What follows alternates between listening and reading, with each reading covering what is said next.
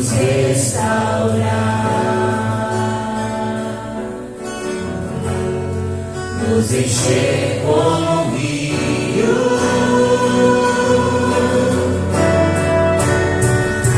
Se sair a semear e as lágrimas do teu rosto não pararem de cair,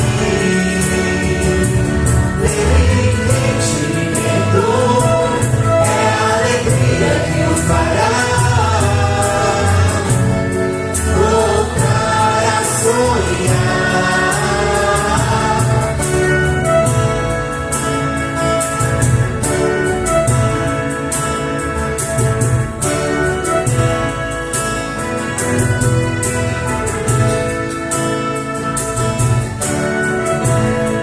Pareceu um sonho quando Deus nos libertou. Houve riso e canto,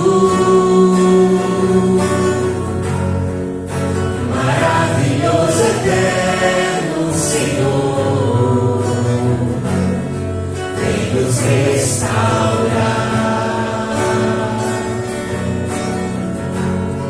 nos encher como um rio.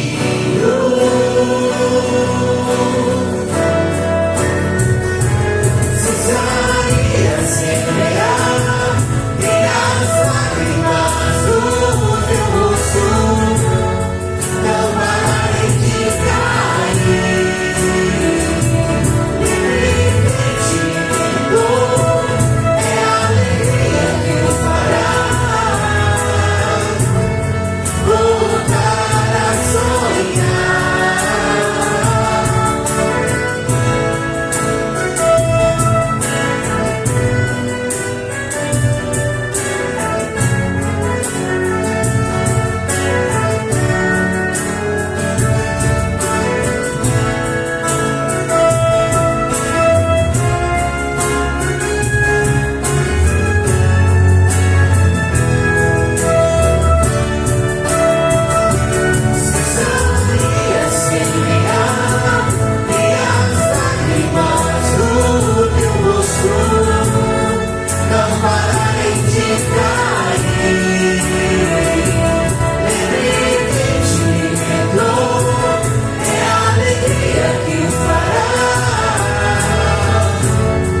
voltar a sonhar.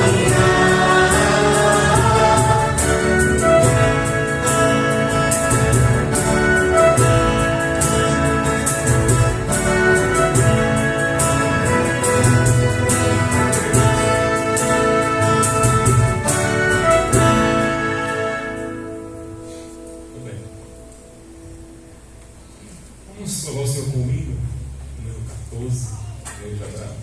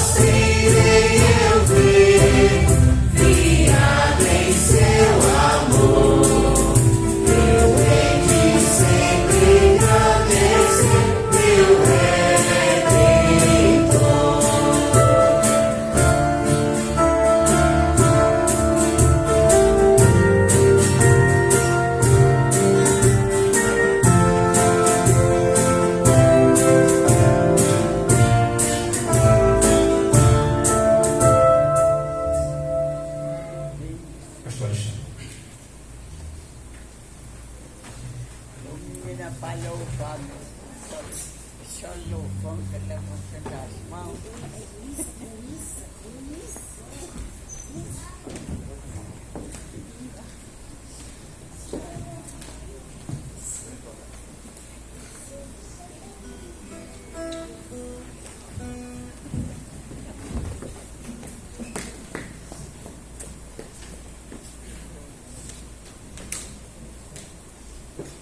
Agenda da semana, pode ficar atenta aí às programações próximas. Pode passar? Evangelismo tem sido um tempo muito bom, concedido ao Senhor às quartas-feiras, falando de Cristo por aqui pelos bairros. Convidamos os irmãos a participarem toda quarta-feira, 19 horas. Eles saem por aqui, para mostrar das pessoas. Também a gente visita alguns irmãos, tem sido um tempo muito bom, tá bom? Pode passar? Também culto de oração. Irmãos, no culto de oração nós temos falado sobre batismo, e temos visto várias coisas importantes. Vimos algumas perspectivas, acho que foi 2 mensagens, se não me engano, 3. E a gente estudou um pouquinho, tá certo, sobre a perspectiva católica, luterana e também presbiteriana, né? Pé do batismo, o que é pé do batismo, todos esses nomes aí. Então nós convidamos irmãos para vir, tá certo, para aprender sobre essas coisas, sobre os batismos também. Pode passar, Sexta do Amor, primeiro domingo do mês, e a gente sempre tem passado sobre isso, né? Irmãos temos que trazer. Então, no próximo domingo nós teremos o café da comunhão, tá? Lembre disso, vamos reformar também algumas programações. Então, no próximo domingo nós temos o café da comunhão. Pode passar? Acabou? Próximo domingo nós não teremos ceia, tá? A gente vai deixar o próximo domingo para frente, porque a gente vai ter um irmão que vai vir pregar, tá certo? Lá da igreja bíblica do Eusébio.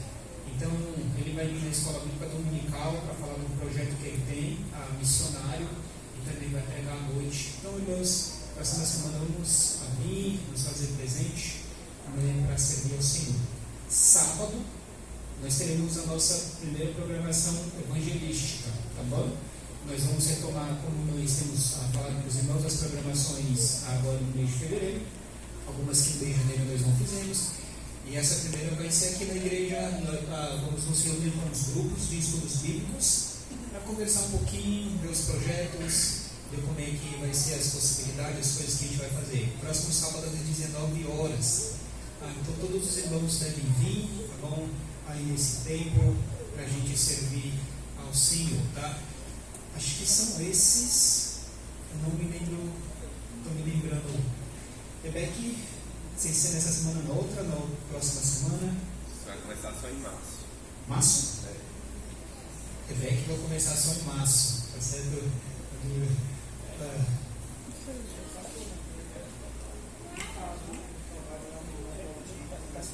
Sexta também. Acho que sexta já é próximo, já é fevereiro, né? Então, próxima sexta também já retorna lá para o Claudinho. Precisa só do Mário nessa semana fazer, viu, Mário? As programas, as escalas, tá certo? Passa pra gente aí e aí dá certo, tá bom? Mas vamos retomar lá também, lá no Valdir. Não estou me lembrando mais de algum? Não, né? Então vamos orar, irmãos. Alguém tem algum motivo de oração para a gente colocar diante do Senhor, para a gente receber e orar? Pode falar. Aumenta só um pouquinho o volume, Lourdes.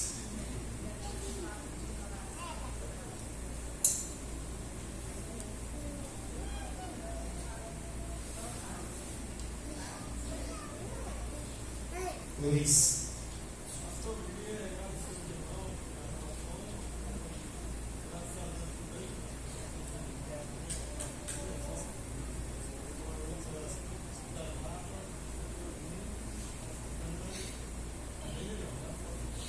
Então o Luiz está agradecendo pela mãe que está melhor, está se recuperando, e a irmã Lourdes está agradecendo, está pedindo pelo joelho dela, tá bom? Sim, Maneta?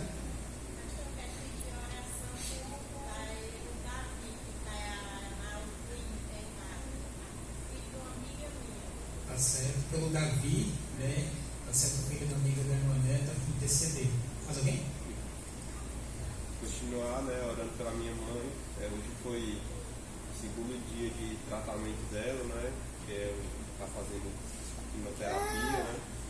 E graças a Deus ontem ela não teve uma reação, que é um medicamento muito forte. Hoje também, né?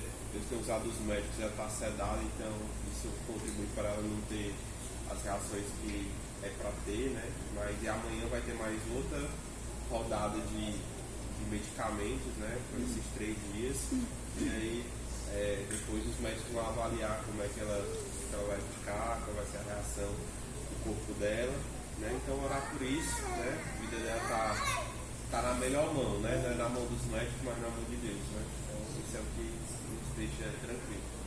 Então o Elias está pedindo para orar pela Ana Gláucia, pedindo para que o Senhor abençoe, né, a questão da restauração dela, continuar abençoando a melhora dela. Então vamos interceder, irmãos, orar por isso. Ore também pela Eliana, as fortes enxaquecas, né? Deus está de graça com ela também. Eu sei também que isso lá em casa não comigo, mas com a minha esposa. Eu sei quanto é difícil dormir, quanto é difícil fazer alguma atividade, alguma coisa, né? Então ore pela irmã também, para que Deus use de graça. Tá? Vamos orar, irmãos. Nosso bendito Deus e Pai, nós louvamos ao Senhor e te agradecemos por tua graça, tua bondade e tua fidelidade, Senhor. Nós queremos, ó Deus, pedir pela irmã Lourdes, ó Pai, pedir pela saúde dela, o joelho, pedir que o Senhor restaure, esteja fortalecendo a serva do Senhor conforme a tua graça, ó Deus. Nem queremos agradecer, ó Deus, pela melhora da mãe do irmão Luiz Bezerra. Queremos continuar, Senhor, orando por ela e pedir que o Senhor continue abençoando com a tua graça, Senhor. Pedimos pela irmã Eliana também, pedir pela saúde dela, ó Deus, essas dores de cabeça frequentes. Pedimos pela graça do Senhor para restaurá-la, Senhor. Possa abençoar para que ela consiga suportar essas dores tão que são ruins, ó Deus, que a tua graça esteja assistindo, Pai. Pedimos pelo Davi também, possa abençoar a família, ele, pedimos pela saúde e recuperação conforme a tua graça, Pai.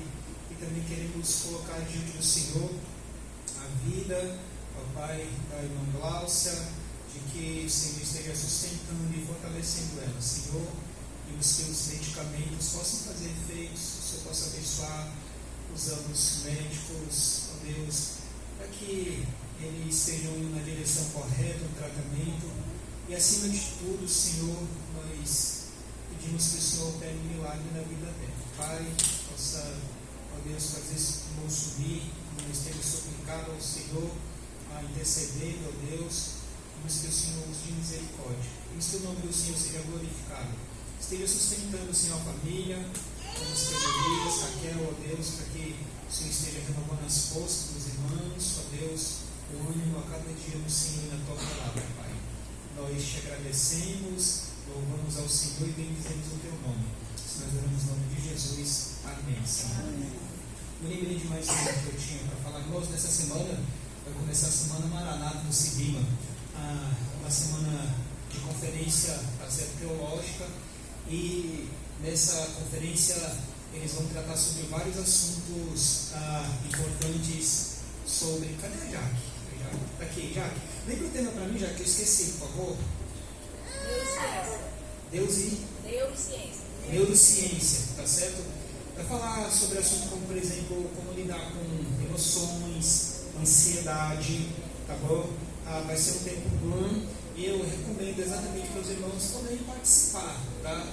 A depressão, essas coisas são mais atuais do que nós imaginamos, irmãos. Então vai ser um tempo bom lá. E aí a gente começa amanhã, se não me engano, acho que vai até sexta-feira, tá? Então essa semana e creio que é de graça, né, Jaque? Então você pode chegar lá, ou você faz a inscrição, tem lá no link do seminário, vai ser um tempo bom, tá? Vamos continuar então servindo ao Senhor com as músicas. Pode chegar aqui os irmãos.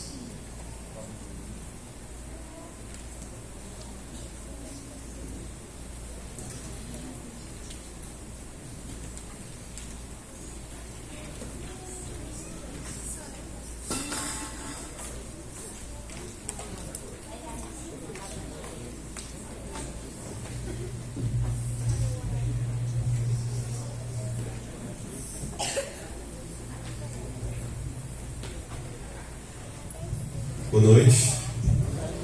Eita, bom. Irmãos, a gente deu aviso, né, que a gente ia começar aqui, mas geralmente a gente começa em fevereiro, né?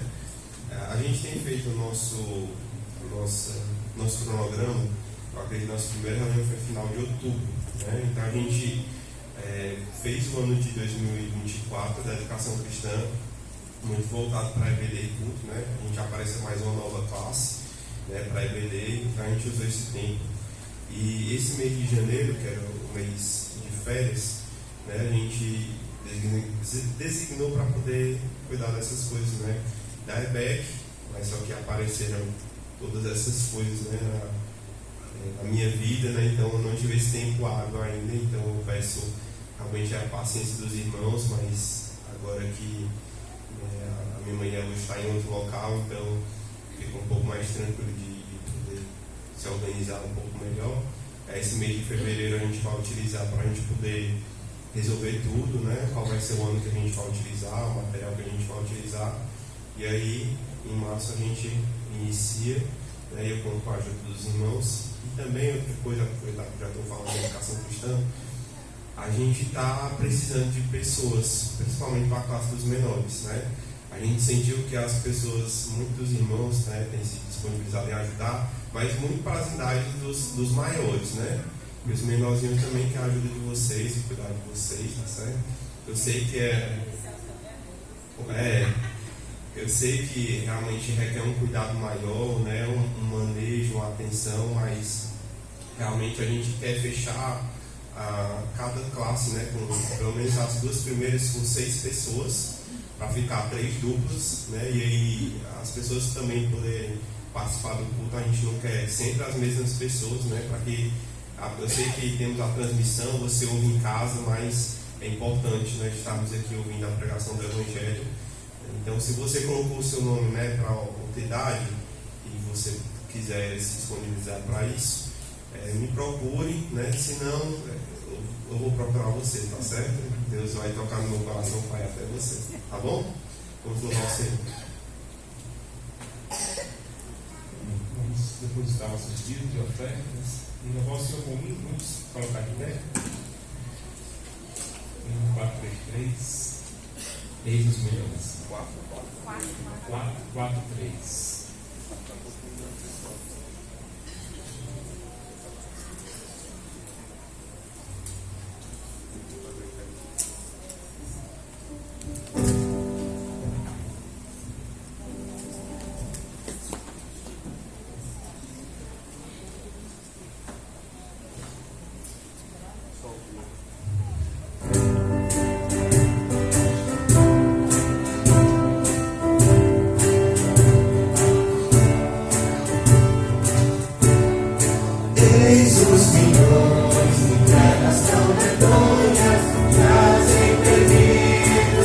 Anunciar o Evangelho.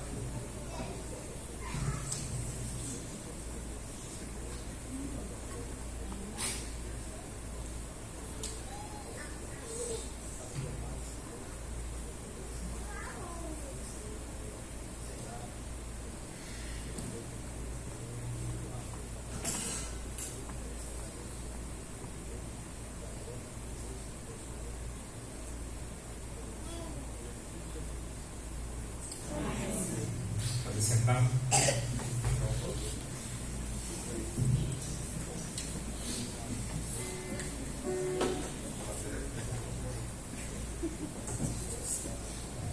Vamos louvar o Senhor com um cântico que fala amigo de Deus. Todo crente que tem confia no Senhor tem que ser amigo de Deus, né? Inimigo do mundo e amigo de Deus.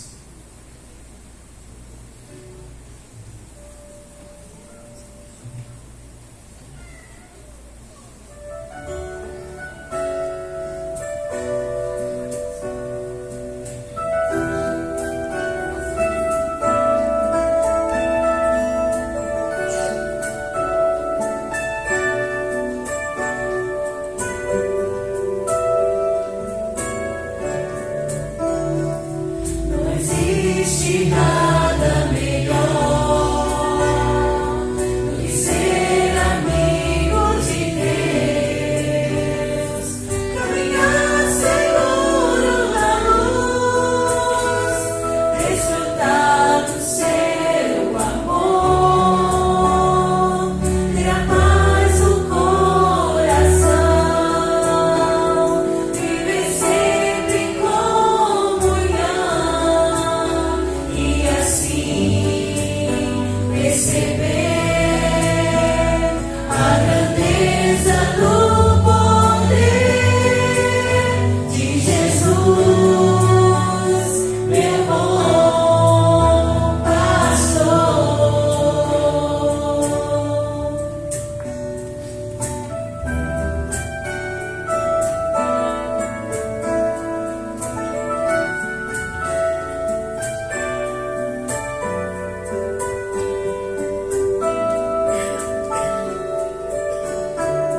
Não existe nada melhor Existe nada melhor ser amigo de Deus, caminhar seguro na luz, desfrutar do seu amor, ter a paz no coração, viver sempre em comunhão e assim perceber a grandeza do poder de Jesus, meu bom pastor. Ter a paz no coração, viver sempre em comunhão e assim perceber a grandeza do poder de Jesus, meu bom pastor, de Jesus, meu bom pastor.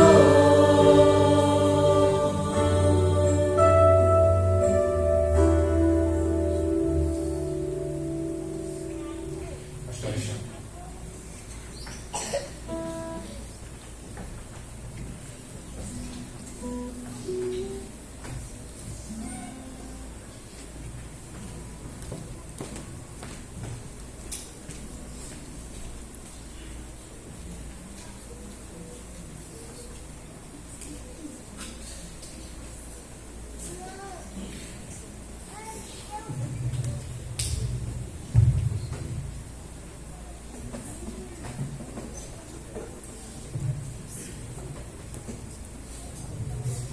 As crianças podem ir para o culto infantil, por favor.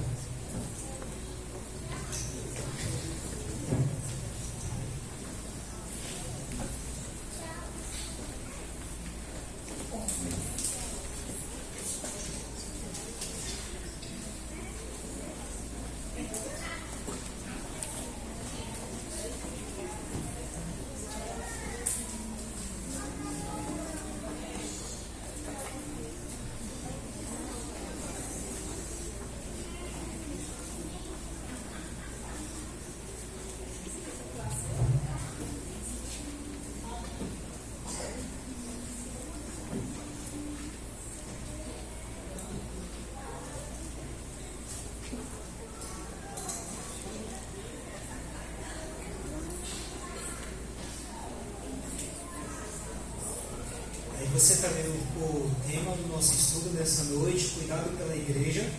O texto é 2 Coríntios capítulo 11, verso de 1 a 6, dando continuidade ao nosso estudo nessa carta tão preciosa que tem no Novo Testamento. Nós temos aprendido muitas coisas sobre ministério e também a liderança, tanto do apóstolo Paulo como a liderança dos líderes na igreja. Uma coisa que nós temos percebido, irmãos, pela carta de 2 Coríntios, é sobre os falsos mestres que se infiltraram na igreja ali de Coríntios, principalmente na ausência do apóstolo Paulo. Muitos entendem que esses falsos mestres, eles eram judaizantes de Deus e eles se proclamavam autoapóstolos, como nós vamos perceber ainda por meio dessa carta. Muitos deles traziam carta de recomendações e também eles ostentavam através das credenciais que aparentemente eles tinham para falar que eles eram apóstolos do Senhor Jesus Cristo. Eles levantaram muitos ataques contra o apóstolo Paulo, irmãos, e a mensagem que Paulo estava pregando. Nesse texto que nós vamos ver nessa noite, Paulo continua a defesa do evangelho que ele já vem fazendo desde cedo na carta da palavra do Senhor. Paulo, uma das acusações que foi feita contra o apóstolo Paulo é que o apóstolo Paulo ele estava pregando o evangelho para se gloriar. Você vai perceber isso em 1 Coríntios 4, 1 Coríntios 9, e os judaizantes eles se infiltraram lá na igreja e estavam acusando o apóstolo Paulo que ele se gloriava, tá bom? E Paulo, de fato, ele vai apresentar aqui, e já temos visto, algumas justificativas para de fato ele ter se gloriado, irmãos. O que nós aprendemos até aqui é que Paulo ele se defendeu dizendo que ele tinha se gloriado, mas ele tinha feito isso com o objetivo de edificar a vida daqueles irmãos, de abençoá-los. O objetivo final de Paulo era o bem da igreja de Coríntios e não intimidar eles por meio de cartas. Então, nós já ouvimos isso nas mensagens anteriores. Na última mensagem que nós estudamos, que nós vimos o versículo 13 até o versículo 18, nós vimos que Paulo colocou mais uma justificativa para se gloriar como apóstolo do Senhor Jesus Cristo, irmãos. Paulo disse que ao menos isso que ele estava fazendo, se gloriando, era dentro da esfera de ação que Deus tinha determinado, que Deus tinha colocado. Ele era um apóstolo dos gentios. Então, quando ele se gloriava do que Deus estava fazendo por meio dele, irmãos, implantando a igreja de Coríntios. Paulo não estava se gloriando em trabalho alheio, trabalho de outras pessoas. Ele não estava se gloriando naquilo que outras pessoas estavam fazendo. Ele estava tendo crédito na vida dele por meio de algo que outras pessoas estavam fazendo por meio do ministério, não. Ou seja, ele estava se gloriando dentro da esfera de ação que Deus tinha determinado para ele, naquele local que Deus tinha colocado ele. E a igreja de Coríntios era um trabalho que ele começou. Nós vemos isso em Atos capítulo 18, fala sobre isso. E agora que em 2 Coríntios capítulo 11, do verso 1 a 6, Paulo vai apresentar mais uma justificativa para estar se gloriando daquilo que Deus tem feito por meio da vida dele mesmo. Hoje, como naquele tempo, irmãos, a verdade de Deus tem sido atacada. A verdade do Senhor, do verdadeiro Evangelho, ela estava sendo atacada na igreja de Coríntios, e principalmente pelos judaizantes, os falsos mestres, que estavam entrando na igreja e pregando um outro evangelho que não era o evangelho do Senhor Jesus Cristo. A pregação dos falsos mestres, ela ameaça afastar a igreja da sua devoção a Cristo. A pregação que aqueles falsos mestres estavam levantando estava afastando muitos daqueles irmãos da devoção ao Senhor Jesus Cristo. Por isso, nós vamos aprender nessa noite que nós devemos proteger a igreja do ensino dos falsos mestres. Nós devemos proteger a igreja do ensino dos falsos mestres. Verso 1 de 2 Coríntios capítulo 11 diz: quisera eu me suportasse um pouco na minha loucura. Suportar-me, porém, ainda, porque estou zeloso de vós com zelo de Deus, porque vos tenho preparado para vos apresentar como uma virgem pura um marido, a saber, a Cristo. Mas temo que, assim como a serpente enganou Eva com sua astúcia, assim também sejam de alguma sorte corrompidos vossos sentidos, e se apartem da simplicidade que há em Cristo. Porque se alguém vindo pregar-vos outro Jesus que nós não temos pregado, ou se recebeis outro Espírito que não recebestes, ou outro Evangelho que não abraçastes, com razão o sofrereis. Porque penso que em nada fui inferior aos mais excelentes apóstolos, e se sou rude na palavra, não sou contudo no conhecimento, mas já em todas as coisas nos temos feito conhecer totalmente entre vós. Aqui, irmãos, leitura da palavra do Senhor. Vamos orar.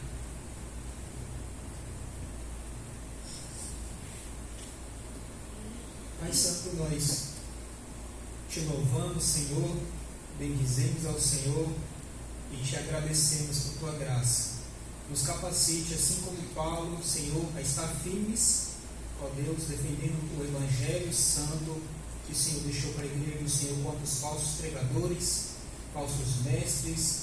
Nos ajuda a não ser enganados, Senhor, pela ilusão de muitos que se dizem apóstolos do Senhor Jesus Cristo, mas na verdade não são. Senhor, ajuda essa igreja a estar firme na fé e nos teus caminhos, Pai. Pedimos que o Senhor fale no nosso coração dessa noite, por meio da tua palavra, ó Deus. Pedimos que, acima de tudo, o Senhor seja glorificado. Me usa, Senhor, como um instrumento, um vaso de honra, ó Deus, para ensinar a tua palavra, apesar de mim mesmo, da minha incapacidade. Que o Espírito Santo esteja agindo poderosamente em cada coração, Senhor. Nós oramos gratos, em nome de Jesus. Amém, Senhor. Nós devemos proteger a igreja dos ensinos dos falsos mestres. Mas como? De que maneira? De que maneira nós devemos, irmãos, defender ou proteger a igreja do ensino dos falsos mestres? Quero destacar nesse texto, pelo menos algumas maneiras que nós percebemos aqui, como Paulo, ele fez uma defesa, tá certo, do verdadeiro evangelho, protegendo a igreja dos falsos mestres. Em primeiro lugar, nós devemos proteger a igreja dos falsos mestres com zelo pela igreja, versos 1 e 2. Nós devemos, então, proteger a igreja dos falsos mestres com zelo pela igreja. Paulo, ele era o pai espiritual daquele irmão, daquela igreja. Foi ele que fundou a igreja de Coríntios, né? E ele era pai espiritual deles. Né? Então, ele não podia ver passivamente, irmãos, os seus filhos na fé serem atacados por falsos mestres, falsos crentes, o que estava de fato acontecendo ali. E o de fato que estava em jogo não era apenas a reputação do apóstolo Paulo. De fato, a reputação dele estava em jogo, mas era o próprio evangelho do Senhor Jesus Cristo que estava em jogo ali. Então, Paulo, ele não podia ver aqueles filhos na fé, aquelas pessoas que ele tinha pregado o evangelho com tanto sacrifício e esforço, e ver chegar na igreja um falso evangelho, falsos mestres, e não fazer nada, ser passivo diante daquilo ali. Ele resolveu tomar uma atitude, agir diante dessa situação que estava acontecendo na igreja. Então, ele inicia aqui a defesa dele fazendo um pedido ali para aqueles irmãos da igreja de Coríntios. O pedido que ele faz é: quisera eu me suportasseis um pouco na minha loucura. O apóstolo Paulo está pedindo para aqueles irmãos suportarem ele, e suportarem ele na loucura dele. Irmãos, a que loucura Paulo está se referindo aqui nesse texto, quando ele está pedindo para aqueles irmãos suportar ele? A loucura de estar se gloriando. Paulo sabe que é loucura se gloriar, e por isso ele está pedindo para aqueles irmãos para ele suportar ele neste momento, nessa loucura que ele está fazendo neste momento de se gloriar. Por que é loucura se gloriar? É loucura se gloriar porque toda glória, toda honra pertence unicamente a Deus. pertence unicamente ao Senhor. É loucura se gloriar, porque a pessoa que está se gloriando está chamando a atenção para si, para ela mesma, e não para a glória de Deus, para a glória do Senhor. Portanto, Paulo vai dizer que agir dessa forma é insensatez, é loucura, irmãos. É insensatez por quê?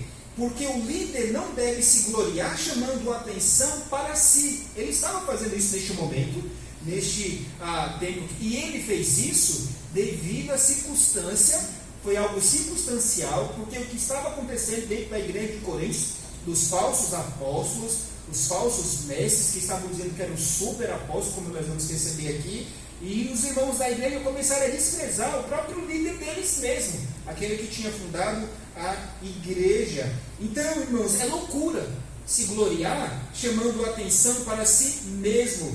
Paulo sabia que isso era loucura, mas aí Paulo está pedindo para aqueles irmãos para tolerarem ele nessa loucura, nessa ação que ele está fazendo neste momento aqui, como nós percebemos no versículo 1, quisera eu me suportasse um pouco na minha loucura, e aí você vai perceber, suportar-me porém ainda, ele faz esse pedido para esses irmãos, para que eles tolerem ele. Olha, irmãos, eu sei que eu estou agindo como um tolo neste momento, eu estou agindo com loucura porque eu estou trazendo glórias para mim mesmo. E aí você vai ver no capítulo 12 as revelações que ele vai manifestar aqui. Eu estou agindo assim, mas eu faço um pedido para vocês: sejam pacientes comigo um pouquinho.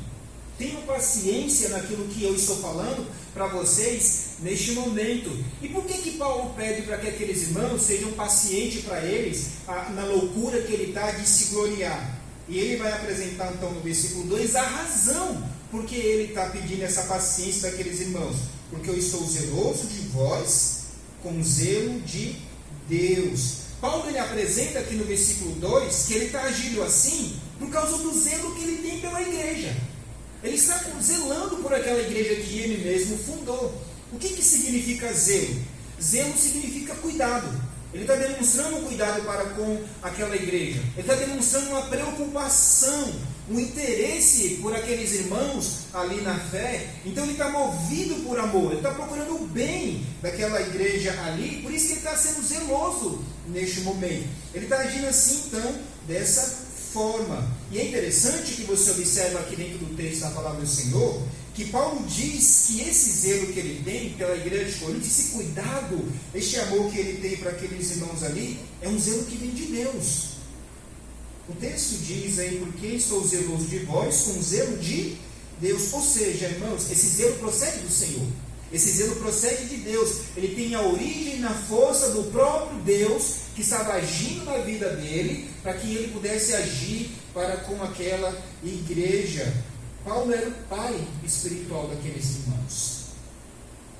Ele estava vendo que eles não estavam caminhando de forma correta, de forma boa. Então, como um pai, irmãos, ele se volta ali naquele momento para proteger aquela igreja, para cuidar daqueles irmãos ali e proteger aquela igreja por causa da pureza dela, porque ele tinha um objetivo. E o objetivo que ele tinha com relação àquela igreja, irmãos, como nós podemos perceber no versículo 2, era apresentar ela como uma virgem pura ao marido, a saber, ao Senhor Deus. E aqui é fantástico, com relação ao ministério pastoral, com o ministério de liderança e com relação ao ministério da igreja.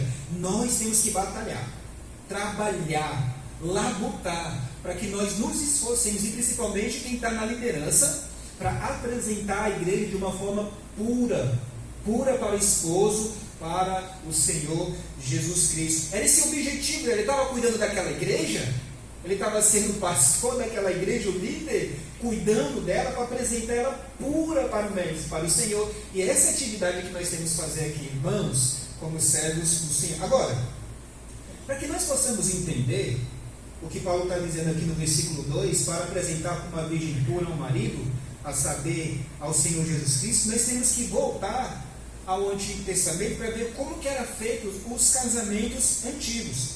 Naquele tempo, irmãos, nós podemos ler pelo Antigo Testamento a palavra do Senhor, que os casamentos eles eram arranjados. Ou seja, uma jovem ou um menino, eles eram prometidos pelos pais, né? Eles eram prometidos pelos pais em casamento, E esse casamento eles eram arranjados muito cedo. Vamos supor que a Leviana aí arranja o casamento com o Wendel. O Wendel vai casar, tá certo? Lá com a fulana de tal. Aqui, só um exemplo, tá certo? Só um exemplo, viu, Wendel? É só uma suposição. Ou aqui o Mário, né, vai aí arrumar um casamento para o João, ok? E aí, João, dá certo? A cara do João. Mas a ideia, tá certo, aqui de um arranjo, no conceito bíblico antigo, era arranjado os casamentos. Hoje em dia não é assim, de fato. Mas para que nós possamos entender o que Paulo está dizendo aqui, nesse texto, nós precisamos entender o que ele diz no Antigo Testamento. Então eram os pais que arranjavam o casamento, tanto para a mulher, tá certo, como nós percebemos. Agora, era responsabilidade do pai zelar pelo cuidado, pela pureza da noiva, da filha, protegendo a filha dela, a filha que tinha sido prometida em casamento. Irmãos, o pai, ele tinha que cuidar da sua filha, protegendo ela, para que ela tivesse toda a pureza, para que no dia do casamento ela fosse entregue como uma virgem pura para o seu próprio noivo. Vamos ler Deuteronômio capítulo 22.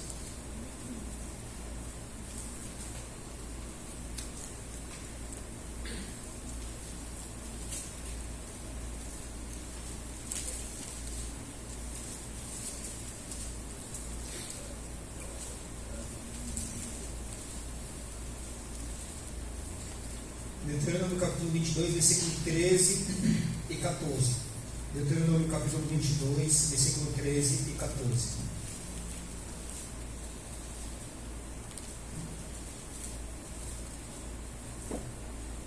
Quando um homem tomar uma mulher e depois coabitar com ela, a desprezar, coabitar ter um relacionamento físico, sexual, depois do casamento, e lhe imputar coisas escandalosas, e contra ela divulgar má fama, dizendo: tomei essa mulher e me cheguei a ela, porém não achei virgem. Então aqui você percebe que este homem ele foi enganado, ele foi iludido. E por que ele foi enganado? E por que ele foi iludido? Irmãos, nesse contexto aqui, tá certo, de Deuteronômio, pressupunha que ter relacionamento sexual antes, ter relacionamento sexual, ele só poderia acontecer no contexto de casamento. Fora do casamento, se uma pessoa tivesse um relacionamento sexual com outra pessoa, era considerada prostituição, como você vai perceber aqui nesse texto. E aí o que acontece? A moça, ela foi dada em casamento, tá certo, ali para o noivo dela, e aí eles tiveram a noite de núpcias, como nós vimos no versículo 13. Ele desenvolveu um relacionamento com ela, mas ele descobriu que ela não era virgem. Como foi que ele descobriu? Quem lembra? Vamos ler, irmãos, para a gente entender, então, do versículo 13 até o versículo 21, para a gente entender como que o marido ele descobriu que a moça ela não era virgem. Quando um homem tomar uma mulher e depois de coabitar com ela, a desprezar e imputar coisas escandalosas, e contra ela divulgar má fama, dizendo: tomei essa mulher e me cheguei a ela, porém não achei virgem. Então o pai da moça e sua mãe tomarão sinais da virgindade da moça e levá-lo aos anciãos da cidade à porta. E o pai da moça dirá aos anciãos: eu dei a minha filha por mulher a este homem, porém ele a despreza. E eis que lhe imputou coisas escandalosas, dizendo: não achei virgem a tua filha.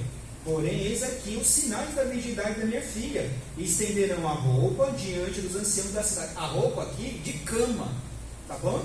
Não era a roupa dela, era a roupa de cama, tá certo? Dos lençóis dela, lá, tá bom? O pai, depois da noite de núpcias, tá certo? Ele voltava lá, e aí pegava aquele lençol, e aí se o lençol tivesse sujo, ok? Demonstrava que aquela moça ela era o quê? Pura, virgem, né? Suja de sangue. Mas se não, como o marido no caso aqui não estava sujo, ele viu, tá certo, que ela não era virgem, ele foi enganado. Então é nesse aspecto, nesse tipo que era visto daquela forma, tá bom? Isso aqui é informação para a gente saber, senão a gente não percebe, né? Eu vim descobrir isso aí um tempo desse, estudando esse texto aqui, né? E achava como que era estranho. Versículo 17: E eis que lhe imputou coisas escandalosas, dizendo: Não achei virgem a tua filha, porém eis aqui os sinais da virgindade da minha filha, e estenderão a roupa diante dos anciãos da cidade.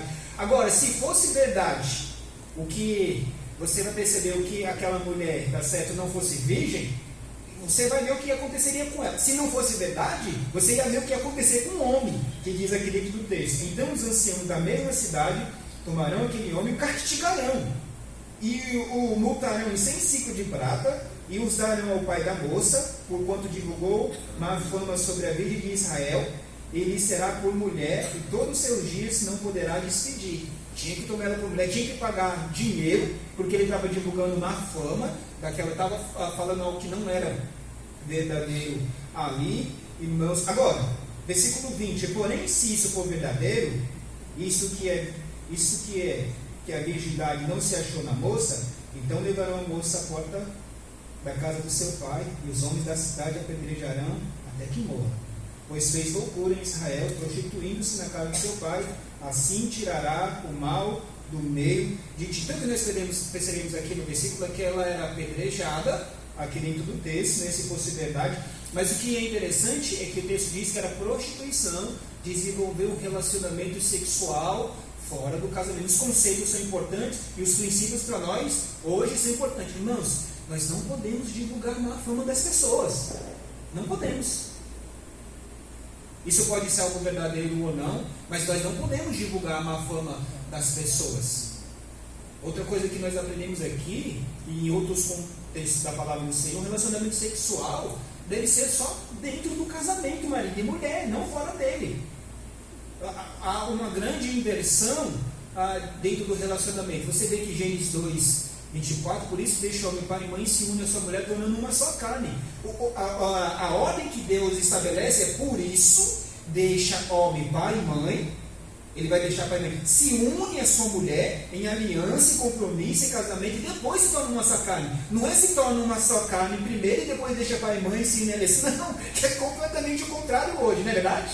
Mas não é assim que o Senhor próprio Deus estabeleceu. E aí o que acontece? Era responsabilidade do pai zelar por aquela jovem. Ele tinha que cuidar dela ali, irmãos. Para quê? Era a responsabilidade do pai de preservá-la, apresentar ela virgem, tá certo? Até para o dia do casamento. Então Paulo, ele está usando aqui nesse texto de 2 Coríntios, no versículo 2, esse acontecimento do Antigo Testamento, irmãos. Ele está fazendo uma comparação. Por quê? Porque ele se vê como pai espiritual ali da igreja de Corinto. Ele entende que é responsabilidade dele preparar a igreja como uma virgem pura para apresentar o Senhor Jesus Cristo no dia do casamento. Quando Jesus voltar, ele vai receber a igreja. E Paulo se via na obrigação de ver e preparar a igreja, irmãos, para que a igreja não fosse contaminada, para que ela não fosse maculada com falso ensino, ela não fosse maculada com heresias que estavam entrando ali dentro da igreja, e nem com imoralidade. A igreja é a noiva de Cristo e deve apresentar-se a Ele, irmãos, como uma virgem pura, incontaminada. Tanto aqueles que estão à frente da igreja têm essa responsabilidade, quanto a própria igreja tem a responsabilidade também de andar na pureza. Então Paulo, ele se vê como pai espiritual ali daqueles irmãos que zela por aquela igreja, e ele não admite que aquela igreja seja enganada por falsos mestres, por falsos amores, por falsos amantes, e por isso ele quer se dedicar para proteger, tá certo, ali aquela igreja. Ele não permite que ela seja enganada. Por isso, esse é o primeiro motivo que nós vemos, irmãos. Nós devemos proteger a igreja dos ensinos dos falsos mestres com zelo pela igreja, nos esforçar para apresentar a igreja como uma virgem pura para o nosso Senhor Jesus Cristo, para ela não se contaminar com os falsos ensinos. Essa é a primeira razão que nós vemos aqui no versículo 1 e no versículo 2. Essa responsabilidade ela cai principalmente, primeiramente, acima dos líderes que estão à frente da igreja, mas cabe também para a igreja, irmão, se colocar debaixo da liderança desses e andar de forma digna também do Senhor, para o inteiro agrado de Deus. Devemos proteger a igreja dos ensinos dos falsos mestres, irmãos, com zelo pela igreja, mas não só por causa disso. Mas devemos, irmãos, proteger a igreja dos ensinos dos falsos mestres por causa da possibilidade da igreja se desviar da fé. Por causa da possibilidade da igreja de se desviar da fé. Verso 3. Paulo, ele vai apontar um receio que ele tinha. Paulo tinha um receio ali, irmãos, e o receio que ele tinha era que, apesar de todo o seu esforço, de toda a sua dedicação, a igreja de Corinto se desviasse da fé, se desviasse do Senhor Jesus Cristo. Verso 3: mas temos que, assim como a serpente enganou Eva com sua astúcia, assim também sejam de alguma sorte corrompidos vossos sentidos e se apartem da simplicidade que há em Cristo. Paulo, mais uma vez aqui, ele vai usar, irmãos, como fonte do Antigo Testamento, tá bom? Agora ele volta para o texto de Gênesis, capítulo 3, verso de 1 a 6. Interessante a gente observar aqui, que é algo que é importante, que Paulo, ele considerou o texto de Gênesis não como algo inventado, não como uma fábula, não como uma história, como alguns dizem. Algumas pessoas dizem assim, essa coisa que aconteceu lá em Gênesis não é real, não é verdadeira, foi uma coisa inventada muito tempo depois. Esse negócio de Adão e Eva, de tentação, não existiu. Mas nós vemos aqui que Paulo olhava para o relato da queda da mulher como um fato histórico, irmãos. E esse relato de Gênesis 3 aqui é tomado tanto pelo apóstolo Paulo como o Senhor Jesus Cristo, em Mateus capítulo 19, como um fato histórico. E aí Paulo está usando isso como um fundamento para a situação que estava acontecendo lá na igreja de Corinto. Ou seja, irmãos, o apóstolo ele vai traçar uma comparação com algo que aconteceu no Antigo Testamento em Gênesis 3, verso de 1 a 6, lá no Jardim do Éden, para aquilo que ele estava com receio que acontecesse ali na igreja de Corinto com a chegada dos falsos apóstolos, dos falsos mestres. O primeiro ponto de comparação é a presença da serpente. Você observa no versículo 3, mas temo que, assim como a serpente enganou Eva, aqui nós vemos que Paulo está fazendo esse ponto de comparação. A serpente aqui é o diabo. A serpente aqui é Satanás, o anjo caído, o enganador, irmão, o adversário. Ele estava por trás ali, irmãos, da serpente no Jardim do Éden, e é ele que estava por trás dos falsos mestres na igreja de Corinto, e é ele que está por trás dos falsos mestres na igreja atual. É ele que está por trás dos falsos ensinos que é divulgado através dos falsos mestres nos dias de hoje. Os falsos mestres, os falsos apóstolos, eles estavam pregando aos coríntios um evangelho diferente daquilo que Paulo tinha anunciado. E esses falsos apóstolos, eles não eram servos de Deus. Eles estavam aparentando como servos do Senhor, algumas credenciais, mas Paulo vai deixar claro que eles eram servos de Satanás. Eles não eram servos do Senhor, não eram servos de Deus, não, irmãos. E Paulo via eles como adversário. Por quê? Porque aqueles falsos mestres, aqueles falsos irmãos, eles estavam disseminando na igreja a mentira e não a verdade. Porque o propósito deles era enganar aquelas pessoas e não era edificar. Eles não queriam de forma alguma edificar a vida daquelas pessoas, de fato queria era enganar, irmãos. E aí qual era o ensino deles? Qual era a bandeira deles? A bandeira deles era desviar os crentes da simplicidade do Evangelho de Cristo. A simplicidade do Evangelho, da pureza que é devida ao Senhor Jesus Cristo. Nós vemos no versículo, no finalzinho do versículo 3, que diz, e se aparte da simplicidade que há em Cristo. Simplicidade aqui significa, irmãos, sinceridade, devoção única. Ou seja, aqueles homens queriam enganar aqueles irmãos daquela igreja para que eles deixassem a devoção única ao Senhor Jesus Cristo e que eles tivessem um coração dividido. Um coração dividido, irmãos, vai produzir uma vida corrompida, um relacionamento destruído. E Satanás, ele é um mentiroso. E ele quer acabar com a igreja. Satanás quer fazer os crentes procurar dar ouvidos às suas mentiras. Ele quer fazer com que nós acreditemos nela, assim como ele fez com Eva. Ele iludiu, enganou aquela mulher, como nós vamos ver aqui. E como que ele fez isso? Ele fez isso primeiramente questionando a palavra de Deus.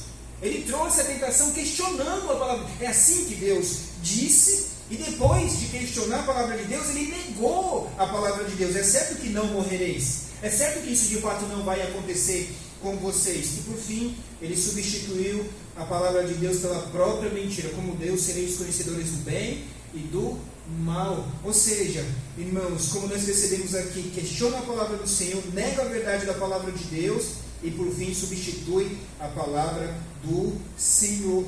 Então nós vemos aqui a serpente que quer enganar, quer iludir os crentes, quer fazer com que eles pensem que o caminho que ele tem é melhor do que o caminho de Deus.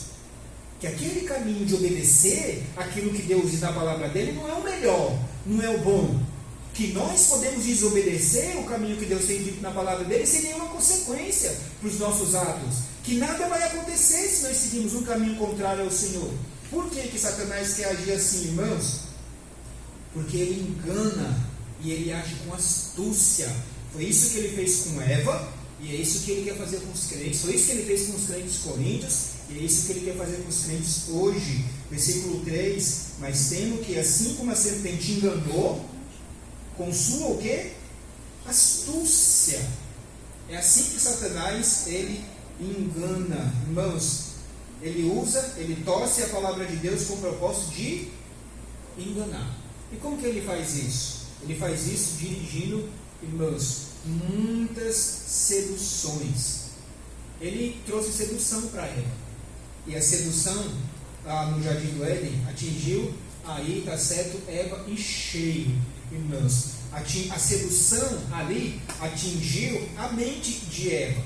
A serpente, primeiramente, ela tentou convencer Eva ali que a palavra de Deus não era melhor para ela assim, que havia algumas vantagens em desobedecer ao que Deus tinha dito, a vantagem em desobedecer ao que Deus diz na palavra dele, irmãos. E aí ele começa a iludir aquela mulher, colocando um caminho para ela, mostrando que aquele caminho ali fosse melhor. E se ela fosse convencida por meio da mente dela daquilo que Satanás estava apresentando para ela ali, irmãos, o que ia acontecer?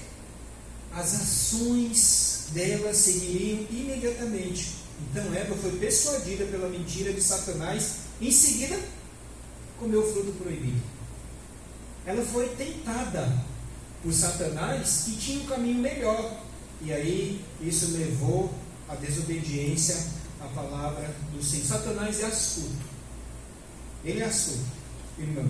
E ele sabe que os cristãos não vão aceitar sua mentira assim de imediato. Então, o que ele faz? Ele usa isca. Ele usa aquele anzol, aquela isca que fisga aquele peixe, para tornar aquilo ali mais atraente para aquilo que ele está oferecendo. Aquilo que ele está apresentando para que se torne algo atrativo, irmãos.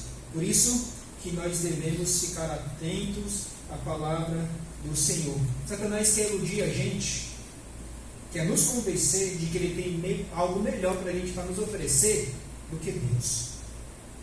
Essa é a ilusão do inimigo, irmãos. Por isso, o que ele faz? Ele usa falsos obreiros. Fingir, está certo, servir a Deus, mas na verdade estão servindo Satanás. Da mesma forma, os falsos mestres, que eram servos de Satanás, estavam enganando os coríntios, irmãos, a abandonarem a devoção ao Senhor Jesus Cristo. Aí você percebe ainda, no versículo 3, diz o seguinte, irmãos, que se apartem da simplicidade que há em Cristo. Aquelas coisas, a simplicidade é a simplicidade do Evangelho. O Evangelho da morte e a ressurreição do Senhor Jesus Cristo. Sabe qual é uma forma que Satanás trazendo para o nosso dia a dia, nosso contexto? Ele quer nos iludir, dizendo que aquela mensagem que nós pregamos para as pessoas não é tão poderosa para salvá-las assim. Aquele evangelismo que você faz não vai surtir efeito. Você está perdendo tempo. Você vai continuar pregando essa palavra de Deus, não vai, tá certo? Outra coisa que nós vemos é leitura, para que fica lendo essa Bíblia todo dia você vai continuar lendo essa palavra de Deus, você já sabe essas coisas, já passou naquele tempo, para quê você vai ficar fazendo isso? Porque quer nos iludir, quer nos enganar, irmãos, mostrando que as coisas de Deus para nós não são tão boas assim.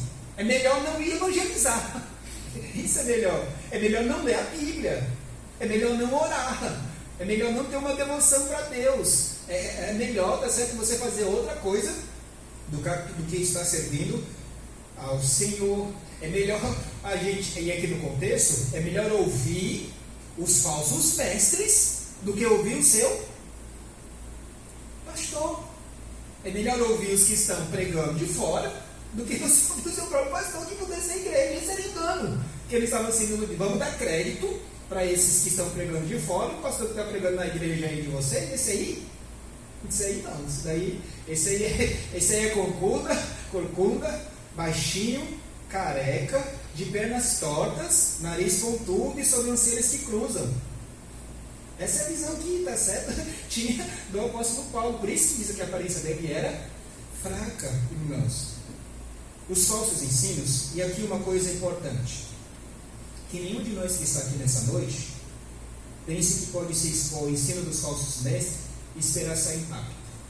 Não vamos sair intacto, irmãos, porque o ensino dos falsos mestres corrompe a nossa mente. Não pensemos que nós temos nos colocado no ensino dos falsos obreiros, dos falsos mestres, e nós vamos sair intacto daquilo ali, porque nós não vamos sair. E por quê?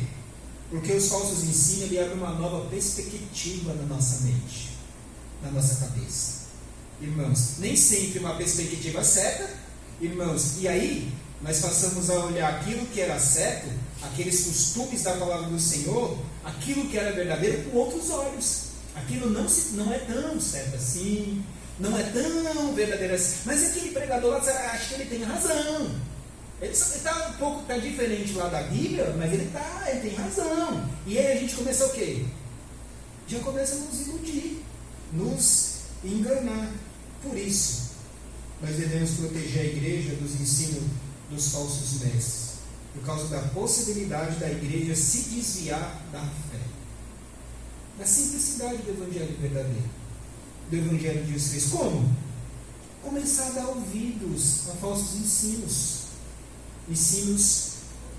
desses que são ditos falsos apóstolos, destes obreiros que não são obreiros do Senhor. Essa foi a segunda razão que nós vemos dentro do texto da palavra do Senhor, irmãos, pela palavra do Senhor. Terceira razão, irmãos, porque nós devemos proteger a igreja do ensino dos falsos mestres, é porque a igreja tolera os falsos mestres com boa vontade. A igreja não apenas tem a possibilidade de a igreja ser enganada e se desviar da fé, mas também a igreja, irmão, ela tolera os falsos mestres com boa vontade. Versículo 4. A terceira razão, então, pela qual Paulo tinha de se gloriar, era que, infelizmente, os coríntios já estavam acolhendo os falsos mestres, os ensinamentos deles. Em outras palavras, a igreja, estava tolerando aqueles homens de boa vontade, de boa mente. Isto é, vocês estão acolhendo eles, vocês estão tolerando eles na sua casa voluntariamente, vocês estão abrindo a porta de vocês, a igreja de vocês, para esse falso ensino, para que entrem na casa de vocês, na igreja de vocês de boa mente. Vocês estão tolerando esses falsos ensinamentos. Ou seja, a igreja de Corinto estava sendo tolerante com os falsos apóstolos. E sabe, eles eram tolerantes com os falsos apóstolos, e aí isso levou eles a serem intolerantes com Paulo. Eles estavam aceitando os ensinos daqueles falsos mestres, sendo tolerantes com aqueles falsos ensinos, e estavam sendo intolerantes com o líder da igreja deles. Que você vê todo o problema que acontece na carta de 2 Coríntios e na carta de 1 aos Coríntios. Ou seja, ele estava ouvindo os de fora. Esses de fora que a gente está ouvindo são os que prestam. Os que está pregando aqui de dentro não presta. É mais ou menos assim. Esse Paulo aí, que está trazendo esse evangelho, nós não vamos aceitar. Vocês que estão pregando esse evangelho, nós vamos aceitar. Tá certo? Eles estavam agindo dessa forma, dessa maneira, irmãos. E aí, aqueles falsos mestres que estavam trazendo uma nova mensagem, ele estava trazendo uma mensagem diferente do ensino do próprio apóstolo Paulo. E qual era o ensino que eles estavam trazendo? Primeiro, eles pregavam um outro Jesus. O ensino que eles traziam, que eles pregavam, é um outro Jesus. Versículo 4: porque se alguém vindo pregar-vos outro Jesus, que nós não temos pregado, ou seja, o Jesus dos falsos apóstolos não era o Jesus da Bíblia. Não era o Jesus da palavra do Senhor. Eles pregavam um Jesus diferente. Por quê? Porque eles pregavam um Jesus triunfalista, um Jesus dos milagres, um Jesus das curas, um Jesus das coisas espetaculares, e não um Jesus crucificado. Era um Jesus totalmente diferente, irmãos. Não um Jesus que experimentou fraqueza, humilhação, perseguição, sofrimento. Não era esse Jesus. Dá o Jesus que as pessoas querem e elas vão aí abrir o coração, aceitar esse Senhor Jesus Cristo. Em outras palavras, esse outro Jesus era um Jesus que apenas trazia glória, poder. É um Jesus que parece atraente, só que não é o Jesus verdadeiro. Não é o Jesus da Bíblia. A centralidade da Bíblia não está nos milagres de Jesus, mas está na sua morte, no seu sofrimento a favor daquele que ele morreu. Esse é o foco, irmãos. Mas hoje nós vemos uma grande ênfase na prosperidade. Não é verdade? Nós vemos uma grande ênfase nas curas e milagres, né? E aí, pouca pregação sobre sacrifício, pouca pregação sobre abnegação e pouca pregação sobre sofrimento. Quem é que não quer um evangelho assim? Não é verdade? Um evangelho que você precisa tomar a sua cruz, morrer todo dia, tá certo? E seguir o Senhor Jesus Cristo, tem um amor maior por Cristo do que um amor maior por que os próprios familiares. Quem é que vai aceitar? Não, queremos um outro evangelho. Mas você observa aí que primeiramente eles pregavam um outro Jesus. Não somente isso, eles tinham também um outro Espírito.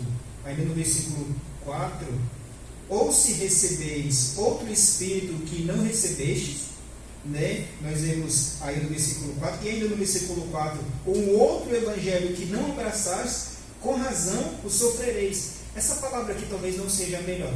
Põe aí para mim, por favor, na NVI, versículo 4, e eu quero explicar um pouco melhor aqui para os irmãos.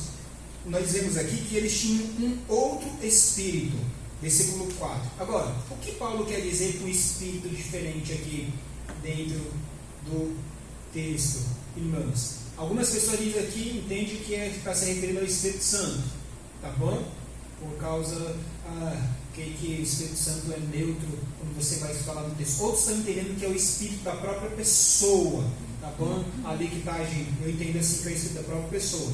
E aí você vê no versículo 4 diz: pois se alguém tem pregado a vocês um Jesus que não é aquele que pregamos, ou se recebem um espírito diferente do que receberam, ou um evangelho diferente do que aceitaram, vocês o toleram com facilidade. O espírito diferente aqui significa que o espírito daqueles homens, aqueles falsos mestres, era um espírito diferente do espírito do apóstolo Paulo, quando o apóstolo Paulo estava no meio dele. Um espírito sofredor, um espírito de abnegação, de serviço sacrificial. Esse é o espírito que o apóstolo Paulo tinha quando ele estava servindo aqueles irmãos. O espírito dos falsos mestres era um espírito diferente. Por quê, irmãos? O espírito deles era não de humildade, não ser humildes, serem arrogantes, de serem autoritários. Eles não eram mansos, ou seja, eles eram inspirados por Satanás, não vinha de Deus. Então esse é um espírito diferente que aqueles homens estavam ali na igreja. Eles se vangloriavam dos atos deles, das obras deles que eles estavam fazendo ali, dos seus talentos, da sua procedência. Eles não se vangloriavam da sua fraqueza. Não era da fraqueza, irmãos. Eles exaltavam a si mesmos, aplaudiam a si mesmos, e eles repudiavam qualquer postura de abnegação. Essa postura de pensar no outro, considerar o outro superior a nós mesmos. Não é para nós. Eles tinham um espírito diferente. Mas não somente isso, Eles tinham um outro evangelho, um evangelho diferente, como nós vemos aí, tá certo? Diferente do que receberam, ou um evangelho diferente do que aceitaram. Irmãos, Satanás possui um falso evangelho. Satanás possui um falso evangelho. E qual é esse falso evangelho? Vamos ler Gálatas 1, 6 a 12.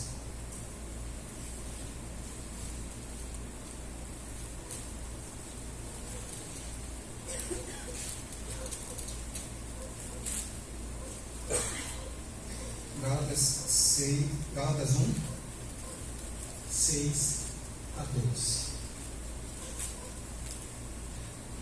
Maravilho-me de que tão depressa passais daquele que nos chamou a graça de Cristo para outro evangelho. Você já percebe aqui que o outro evangelho é um evangelho diferente da graça de Cristo.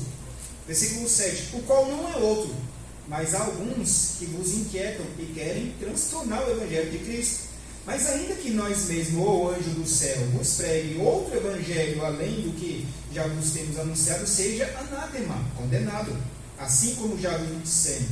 Agora de novo também vos digo, se alguém vos anuncia outro evangelho além do que já recebeu, seja anátema. Porque persuado agora o homem ou a Deus? Ou procuro agradar homens? Porque se tivesse ainda agradando homens, não seria servo de Cristo. Mas faço saber, irmãos, que o evangelho que por mim foi anunciado não é segundo homens, porque não recebi nem aprendi de homem algum, mas pela revelação de Jesus Cristo. Nós vemos aqui, irmãos, que o outro evangelho é um outro evangelho que há uma outra maneira de salvação, um outro Salvador, que não seja o Senhor Jesus Cristo. E infelizmente, os coríntios estavam recebendo esse novo evangelho, essa nova mistura de obras da lei e da graça, tá bom? E aí isso daí não era evangelho de coisa nenhuma. Essa mistura de obras da lei, de você ser justificado pelas coisas que você pode fazer, é diferente com relação à graça de Deus. Irmãos, só existe um evangelho. E esse evangelho é o evangelho da cruz, o evangelho do favor imerecido de Deus, do arrependimento do pecado, da fé no Senhor Jesus Cristo. Só existe um evangelho, portanto, só existe um Salvador, que é o Senhor Jesus Cristo. Você quer saber qual é o conteúdo do evangelho? 1 Coríntios 15, de 1 a 3. Porque este tudo vos entreguei e também recebi, que Cristo morreu pelos nossos pecados segundo as Escrituras e ressuscitou ao terceiro dia segundo as... Este é o evangelho que salva as pessoas, que é o conteúdo do evangelho. Olha, seu testemunho não vai salvar as pessoas, porque não é o conteúdo do evangelho. Tem o conteúdo do evangelho: a morte e ressurreição do Senhor Jesus Cristo. Este é o evangelho que glorifica e exalta a Deus, glorifica o Senhor Jesus Cristo e exige ao homem arrependimento, fé no Senhor Jesus Cristo para ser salvo. Os falsos apóstolos estavam pregando um outro evangelho, irmãos, um evangelho diferente desse do Senhor Jesus Cristo. Ou seja, ao invés de eles serem movidos pelo Espírito Santo ali, o poder deles não vinha de Deus, vinha de quem? Satanás, vinha do diabo. Eles eram ministros de Satanás, a ponto de se transformar, como você vai ver lá, está certo, em servos de justiça, como alguns servos de Satanás se transformam em anjos de luz, como nós vamos ver por outro próprio texto da palavra de Deus. Muito cuidado, irmãos, com esses falsos obreiros. Muito cuidado com esse falso evangelho que não cobra nada, que você, está certo, ali não tem que se arrepender, que você pode continuar vivendo a vida que você quer. Muito cuidado. E o grande problema é que a igreja aceita muitas esse falso evangelho, e aceita de bom grado. O que estava acontecendo naquela igreja é que aquela igreja estava aceitando esse falso evangelho, esse falso ensinamento, de bom grado, irmãos. E nós não podemos agir assim. Nós precisamos proteger a igreja dos falsos ensinos, irmãos. E por quê? Porque a igreja do Senhor Jesus Cristo, ela tolera os falsos ensinos, elas toleram os falsos mestres. E aí, quando você vê um pregador que é um pouco mais firme aí nas internet, né, você já começa a dizer, esse pregador é muito radical, esse pregador está pregando isso, não, esse aí, tá certo? E começa, né, a descascar ele na internet, ok? Mas nós devemos, irmãos, ser firmes com relação à palavra de Deus para as pessoas. Finalizando, o último motivo porque nós devemos, irmãos, proteger a igreja do ensino dos falsos mestres é porque aqueles que não têm uma boa oratória não são inferiores àqueles que se dizem super apóstolos, pastores. Aqueles que não têm uma boa oratória não são inferiores, versos 5 e 6. Porque penso que em nada fui inferior aos mais excelentes apóstolos. Os falsos apóstolos, eles eram arrogantes, eles eram insolentes, irmãos. E eles se apresentaram à igreja de Coríntios ali com a autoridade apostólica acima da autoridade do apóstolo Paulo. Eles achavam que eles superiores àquele líder que estava ali. Por que eles achavam que eles eram superiores? Porque o versículo 6 vai responder para nós aí, tá certo? Eles eram mestres de oratórias. E era isso que a igreja muito dava, os gregos, eles davam muita ênfase, tá certo? A oratória ali, irmãos, e eles davam muito valor à eloquência de quem estava falando ali. Por isso que esses falsos mestres se achavam super apóstolos e achavam que o apóstolo Paulo era inferior a eles. E aí Paulo está dizendo que no versículo 5, põe para mim na 5 e 6, que vai ficar mais claro, ele veio aí, que fica mais claro. No entanto, não me julgo nem um pouco inferior a esses super apóstolos, porque eu não tenho uma boa oratória, porque eu não falo bem. E por que eu não me sinto inferior a esses super apóstolos? Verso 6. Pode colocar, Cleber, que acho que é melhor aí do que aqui. Porque no nosso diz, no versículo 6, e se sou rude na palavra, quando nós vemos aqui esse versículo 6, sou rude na palavra, dá a sensação de que Paulo é grosso, né? Mas não é isso que ele está dizendo. O contexto está falando, não é que ele era grosseiro, que ele era grosso, rude na palavra nesse aspecto. A ideia aqui é que ele não era um bom orador, uma boa pessoa que falava, eloquente, aquilo que estava sendo acusado, como diz aí. Posso não ser um orador eloquente, a ideia de ruge, mas temos conhecimento. De fato, já manifestamos isso a vocês e de muitas maneiras. Ou seja, Paulo não está se desqualificando aqui, ele não se achava, ele não está se desqualificando aqui como um bom orador, ou como um orador. Por quê? Se nós lemos e percebemos pelo Novo Testamento, irmãos, os discursos do apóstolo Paulo, nós vemos que Paulo tinha domínio da oratória, concorda? Basta você ir para Atos capítulo 13, lá que você vai ver o discurso que ele e as pessoas se convertem, como ele conhecia o Novo Testamento e como ele articulava as coisas. Basta você ler as cartas dele, ele era, tá certo, um bom orador nesse aspecto, nesse sentido. Mas ele não se apresentava como um erudito de oratória, como um mestre da verdade, como nós vemos no versículo 6, aí que você pode observar. Então, eles estavam acusando ele de ele não ser um bom orador. Ele diz, olha, eu posso não ser um bom orador no aspecto de como vocês acham como deve ser um bom orador, mas eu tenho conhecimento. Ou seja, eu tenho conhecimento aqui de Deus, eu conheço o caminho da salvação, eu conheço o Evangelho do Senhor Jesus Cristo de uma forma muito mais profunda do que esses falsos mestres. Eu tenho isso, e vocês, de fato, sabem isso. Por quê? Porque eu manifestei para vocês por meio da pregação aí que eu preguei para vocês pela carta que eu escrevi, irmãos. Então, qual é a questão aqui? É que aqueles falsos obreiros, eles estavam dando nota máxima para eles mesmos. Eles se achavam tal. Por quê? Porque achavam que falavam bem diante das pessoas, tá bom? Só que isso era uma tolice. Eles estavam agindo como tolos. E aí, eles estavam falando mal do apóstolo Paulo. E a tendência de falar mal dos outros é uma das maneiras mais exaltantes de a gente elogiar nós mesmos. Infelizmente, nós somos pegos muitas vezes falando mal das pessoas, fazendo comentário das pessoas, e não tanto da gente mesmo, não é verdade? E não tanto de nós mesmos, da nossa própria vida. Aquilo que eu estou dizendo não é tão ruim assim com aquilo que aquela pessoa disse que ela falou, né? Assim eles estavam agindo. Por que eles estavam agindo assim, os coríntios? Porque eles abandonaram o primeiro amor. E eles não estavam se dedicando mais de todo o coração ao Senhor Jesus Cristo. O problema mais sério não era, irmãos, a oposição ao apóstolo Paulo, que é um problema sério e grave. O problema mais sério daquela igreja é que eles estavam se distanciando de Jesus Cristo, aceitando os falsos ensinamentos dos falsos apóstolos.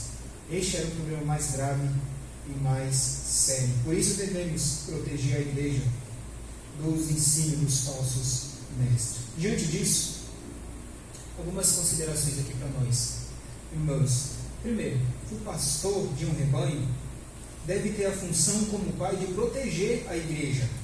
E ele deve espantar os falsos mestres. O líder, o pastor, ele tem a função de, como pai, proteger a igreja local. Ele deve espantar os falsos obreiros. Aqueles que se apresentam ali na igreja como parecendo ovelha, mas não são. Outra verdade importante é que um coração dividido conduz a uma vida dividida, uma vida corrompida, a um relacionamento destruído. E a Bíblia diz que nós não podemos ter dois senhores, porque se nós amamos um, aborrecemos o outro. O nosso coração não pode ser dividido entre Cristo e o maligno, entre o bom ensino e o falso ensino. Não podemos fazer isso. Lembremos também que há uma inegável ligação entre a pessoa do pregador e a mensagem que ele prega. Se o pregador cair em descrédito, então aquilo que ele ensina sofre impacto. Se aquela igreja conseguisse fazer com que Paulo caísse em descrédito, já era o evangelho que ele estava pregando. Ia cair em descrédito para aquelas pessoas. Se elas conseguissem ali acusar o apóstolo Paulo daquilo que ele estava fazendo. O trabalho dos pastores e líderes é, na verdade, uma batalha espiritual. Uma batalha espiritual. Por trás dos falsos mestres está o diabo enganando. É um trabalho espiritual, irmãos, porque por trás dos falsos mestres nós temos o engano de Satanás. Lembremos também que existe uma dimensão sobrenatural que não pode ser ignorada. Existe uma dimensão sobrenatural que os olhos nós não conseguimos enxergar, mas algumas vezes você percebe pela palavra de Deus que Deus abriu os olhos de alguns servos deles e eles conseguiram enxergar. Hoje foi citado aqui na escola dominical sobre Balaão e a jumenta que falou, tá certo? E a jumenta que viu hoje no céu, e depois Deus abriu os olhos ali de Balaão e depois ele diz: eu sou um homem que tem olhos abertos. Vocês viram, perceberam isso na leitura? Tá certo? Eu sou um homem que vê tudo. Você é um cego, homem, não vê nada. Se Deus não abrir seus olhos para enxergar ali, okay? Mas esse texto é um pouco complicado também. Depois a gente pode ver um pouco sobre isso. Mas, irmãos, existe uma dimensão sobrenatural que não pode ser ignorada. Por trás do erro, de cada tensão da igreja, de cada problema, existe um inimigo querendo corromper a pureza da igreja e nós precisamos estar atentos. É claro que nós temos, e a Bíblia fala que do nosso coração procede os maus desígnios, procede todo tipo de pecado. Mas quando nós começamos a ter demanda com nós mesmos, briga com nós mesmos, nós temos que olhar também que existe uma coisa por trás disso sobrenatural. O inimigo quer matar, roubar e destruir. É isso que ele quer. Ele quer promover divisão, escândalo. E nós temos que estar atentos a isso, irmãos. Existe uma dimensão perigosa na qual o diabo atua. E ele quer corromper as pessoas através do engano. E ele levanta os falsos mestres para corromper o entendimento dos cristãos e se desviá-los da simplicidade do Evangelho. Por isso, irmãos, nós precisamos de discernimento. Nós precisamos de oração. Nós precisamos das armas espirituais dessa batalha espiritual. Das armas contra o mal. Temos que dobrar o joelho, aqueles que podem, ou aqueles que podem sentar, ou aqueles que podem deitar e orar diante de Deus. Você não bebeu que ia acordar no outro dia, tá bom? Nós devemos estar diante de Deus, diante do Senhor, para lutar contra isso. Eu já me peguei fazendo isso, Kia. Eu já me peguei fazendo isso, irmãos. Nós devemos lembrar disso. Outra coisa que eu quero destacar aqui. Isso é uma coisa bastante séria. Existe a possibilidade daqueles que se dizem crentes se desviarem da verdade do Evangelho e se perderem. Existe a possibilidade daqueles que estão dentro da igreja, que se dizem crentes, se desviar do Evangelho e se perderem. É perfeitamente possível que as pessoas que estão dentro da igreja, foi criada na igreja, e que foram educadas no Evangelho, e conhecem a Bíblia desde cedo, seja corrompida no seu entendimento por meio das astúcia de Satanás do engano. É perfeitamente possível. Por isso, cada um de nós precisa olhar para si próprio. Não pense que ou fazemos parte de uma igreja, de uma igreja, nós estamos livres, só a graça de Deus para nos sustentar diariamente. É possível cada um de nós que está aqui, que se diz crente, se desviar da fé. Cada um de nós. Por isso que cada dia, irmãos, nós precisamos vigiar. Vigiar. Não começar a fazer sessões. Isso não tem problema. Isso pode. E aquilo você vai deixando aquela coisa ali, tá certo? Não é mais pecado. Não tem, e aí a gente já está com a mente completamente o quê? Cauterizada, corrompida. Nós temos que renovar nossa mente diariamente com o Evangelho de Jesus Cristo, com a palavra de Deus, com a palavra do Senhor. Outra coisa que eu quero que a gente deve lembrar: não existe mais apóstolos hoje. Não existe. Não existe mais apóstolos. Aqueles que estão usando esse título estão usando para se exaltar, enganar as pessoas. Não existe mais apóstolo. O último foi João, irmãos. Lembremos, quando o pastor ensina algo fora da palavra de Deus, quando o pastor ensina algo fora da palavra de Deus, ninguém está obrigado a escutar, nem seguir, nem obedecer. Mas, enquanto ele for fiel à pregação da palavra do Senhor, devemos reconhecer que a autoridade não vem dele, mas de Deus. É a autoridade de Deus, do Senhor. E aí nós devemos buscar obedecer. A autoridade do pastor está enquanto ele está ensinando a palavra de Deus, a palavra do Senhor. Fugiu disso, é a autoridade de homens. Quando esse pastor aqui de vocês começar a ensinar coisa que Deus livre de ensinar que não sei das coisas do Senhor, vocês não têm que ouvir. Não tem que ouvir. Mas se é de Deus, nós temos que ouvir. Nós temos que ouvir a palavra do Senhor. Que Deus nos ajude, irmãos, a permanecermos firmes no Evangelho e a não nos desviarmos e nem corromper as nossas mentes através da astúcia e engano do inimigo, os quais Satanás procura usar para tentar destruir a igreja do Senhor Jesus Cristo. Deus nos guarde e nos mantenha firme até a nossa morte, ou até a volta do Senhor Jesus Cristo. Vamos orar. Pai Santo, nós te agradecemos por tua graça e tua bondade e por tua palavra, e pedimos que o Senhor aplique ela no coração de cada um de nós, Senhor.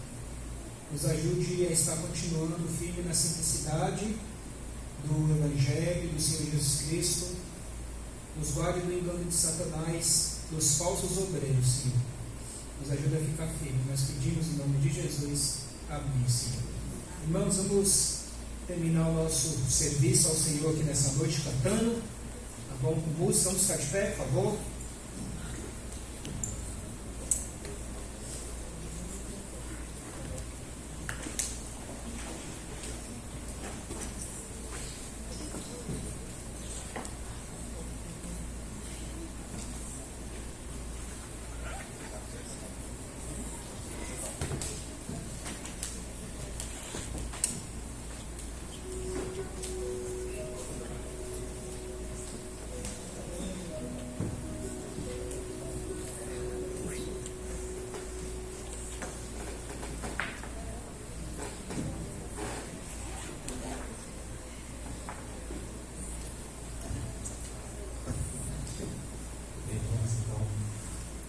Levar o seu cântico chamado Oração.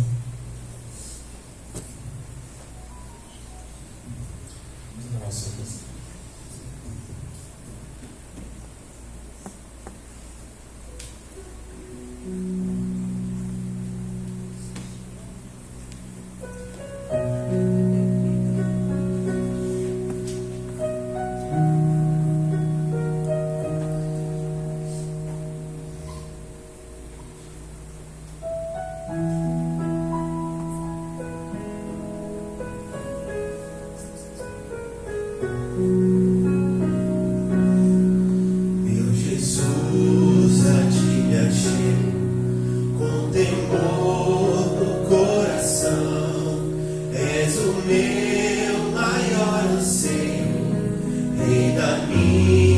minha salvação.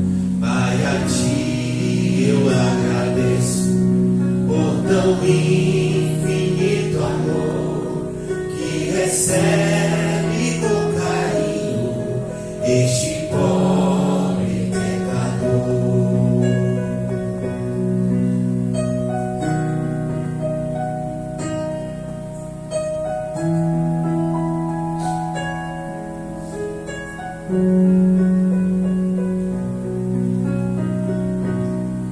Boa é tua vontade, de onisciente Deus, que meus planos sempre estejam conectados com os teus.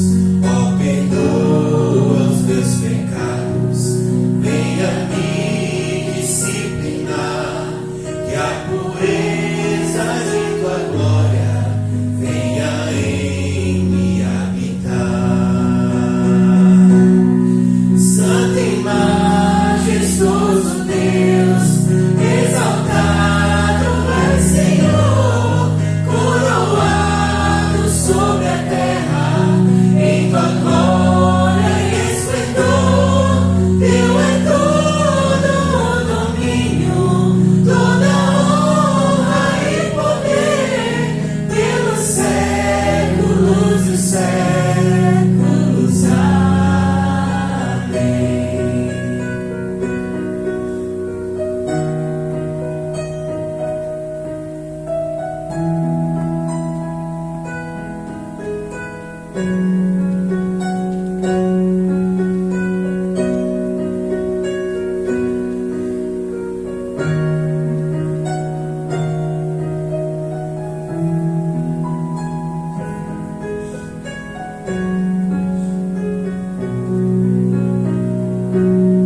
Sejas tu meu pensamento, ao dormir, ao acordar, dá-me sede da palavra, sempre nela meditar.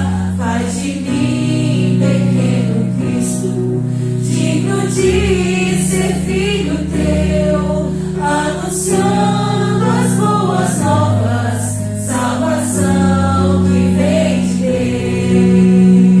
Deus. Santo e majestoso Deus, exaltado é Senhor, coroado sobre a terra, em tua glória e esplendor. Teu é todo o domínio, toda honra e poder, pelos séculos dos séculos. Amém. Oh,